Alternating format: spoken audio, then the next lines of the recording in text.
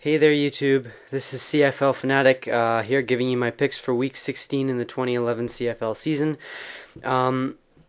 I gotta say, it's shaping up to be a really interesting season.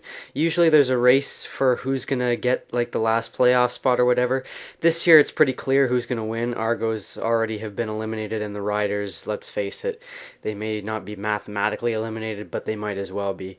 So it's pretty clear who's gonna make the playoffs. Question is, where is it gonna be? There's a three-way tie for first in the West right now. Calgary, BC, Edmonton all tied.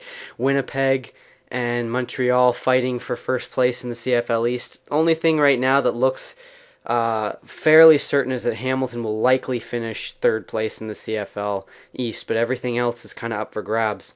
So, as you know, I've kind of been skating around 500 this year as far as my record for picks, but in Week 14 I went 4-0, as did Schultze, unfortunately, which didn't help me. And then last week I went 3-1, got Schultze in the Winnipeg-Hamilton game, but he got me in the Calgary-BC one. But we were both 3-1, so that means 7-1 for the last 2 weeks, takes me to 32-24, him the same. So it's amazing what a couple good weeks does to your record. Now all of a sudden I'm back up to a kind of respectable level. Okay, so we all knew this moment in history would come likely this season. Actually, pretty obviously this season. We didn't know quite when. But on Monday, on Thanksgiving Day in Montreal, finally happened. Anthony Calvillo surpassed Damon Allen for the all-time pro football passing leader championship. So he is now the all-time passing king, not just in the CFL, but in all of professional football league, or all of professional football history.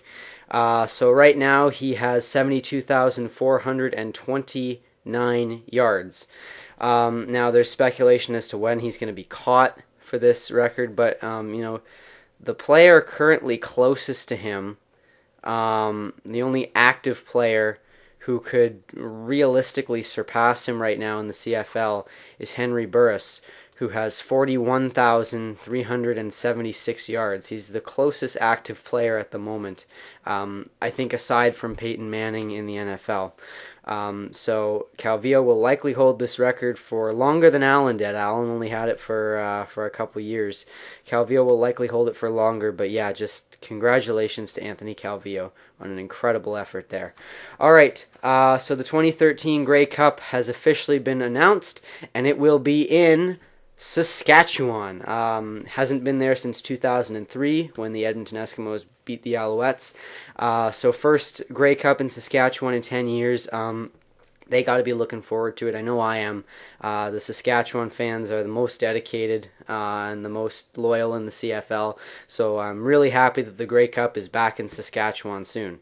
All right, on to lesser news. Despite them not having any hope with the playoffs and already looking forward to try and fix things for next year, Maurice Mann is happy to be in Toronto, and boy, do they ever need him. You know, they've got Copeland, who's been completely underutilized, but what Toronto really needs right now is a good quarterback. I said it before, Giles was not going to do well. Who called that one? I'm not sure who didn't possibly see that one coming, but he's a temporary solution. He's not the answer. All right, so we'll get right on to the picks for Week 16. First up, Friday Night Football, Calgary taking on Toronto. As we said, Toronto last week with the loss in Montreal was officially, mathematically eliminated from the playoffs. No chance of getting in. Very early, very unusual for a team to be eliminated by Week 15, but the Argos happen to suck. But in fairness to them, it has been a very competitive year in the CFL. And you look at, all the teams that have gotten there, there's no team right now with a playoff spot below 500 at the moment. Hamilton is the sixth place team in the league, and they're at 7-7.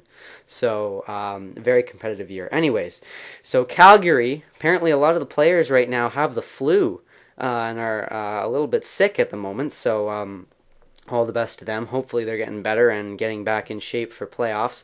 Anyways, this game matters a lot to Calgary, though. They need to battle for that first place in the West. Luckily for them, as in terms of schedule, they really drew the easy card here, and they got the Argos. Got to take the Stamps in this one, no question about that. All right, so on to Saturday. Winnipeg taking on Edmonton. This is going to be a very interesting matchup. The Winnipeg Blue Bombers currently tied for first place in the CFL East and first place in the league, with Montreal, both clubs at 9-5 right now. So Winnipeg taking on Edmonton, who is currently 8-6, looking to stay in contention and keep a piece of that first place tie for in the CFL West. Now, they are against BC and Calgary. Should be interesting. Now with Winnipeg, Buck Pierce, as long as Pierce stays healthy, this offense moves the football. This offense does a phenomenal job. And Winnipeg's defense is very strong. Now, last week, Edmonton, I didn't see a lot of the game, but their offense seemed to struggle with getting touchdowns. They seemed to struggle a little bit with moving the football. They only scored 17 points. I'm expecting Winnipeg's defense to put up a bit more of a challenge, so Edmonton's going to have their work cut out for them. On the other side, Winnipeg's offense continues to move the ball. Their defense continues to impress me. I think I got to go with Winnipeg in this one. All right, so first part of a doubleheader on Sunday. Hamilton taking on Montreal. Anthony Calvillo will be at the helm, and now he starts his first game as the CFL and all-time professional football passing champion. So now that he's got it under his belt, hopefully, he won't let the pressure get to him or anything. Now that the eyes of the world are on him, really. So Hamilton having a lot of struggles. They really didn't play that well against Winnipeg. I called it because they really haven't played well for the past couple weeks. I mean, they had a win against Toronto, but I've been very clear. I'm not sure, how a CFL official misses a cut block followed immediately by a very blatant leg whip, but you managed to catch the retaliation. I was pretty pissed about that because that was ludicrous. Anyways, Hamilton not playing very well. Montreal, on the other hand, doing a pretty good job. Their offense kind of got off to a slow start for Montreal last week, but I expect that they'll be doing pretty well against Hamilton. I'm definitely going to take the Montreal Alouettes in this one. All right, and on to the final game, BC and Saskatchewan. The last time these two teams met was 3 weeks ago, and BC crushed Saskatchewan 42-5. Now, this will be an interesting matchup. Actually, who am I kidding? This won't be an interesting matchup at all. Now, Saskatchewan right now really needs to get things going. If they need to get the playoffs, they need to be playing better than they have. If you look at Saskatchewan, their last win came in Week 12 against Toronto. In the 3 weeks since then, they have put up 9 points in all of those 3 games combined. They have under their belt a 42-5 loss against BC, a 40-3 loss against Calgary, and a 17-1 loss against Edmonton.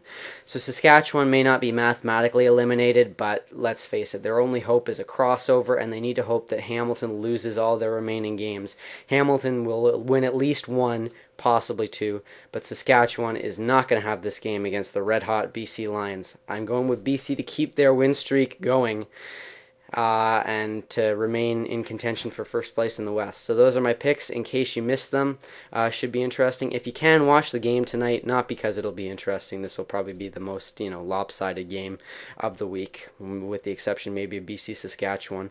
But watch the Kick for a Million. That's on tonight, and I will see you next week.